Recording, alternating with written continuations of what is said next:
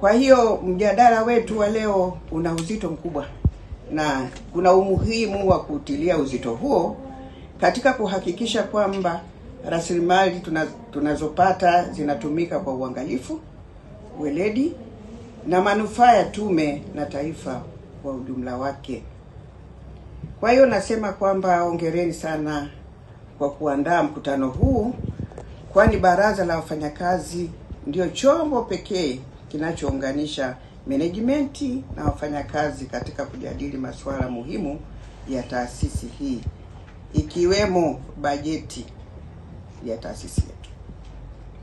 Ndugu wajumbe, usimamizi wa pamoja kwa masuala ya fedha katika taasisi za umma ni jambo la muhimu, na ukifanyika ipasavyo kwa kuzingatia sheria, kanuni na taratibu, itatusaidia kupunguza malalamiko na migogoro katika taasisi.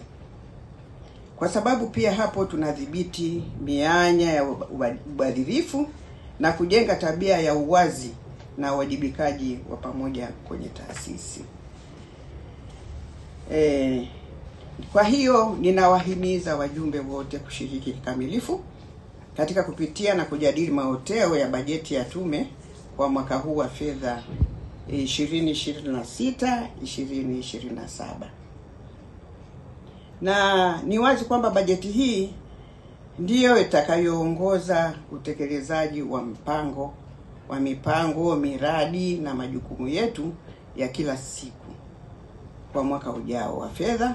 Na kupitia bajeti hii, hapa ndipo tutakapoweza kuainisha vipaumbele vyetu, kwamba vipaumbele vyetu ni nini. Kwa hiyo tutaviainisha hapa, matumizi ya rasilimali pamoja na mikakati ya kuboresha utendaji wetu wa kazi wa kutoa huduma bora kwa wadau.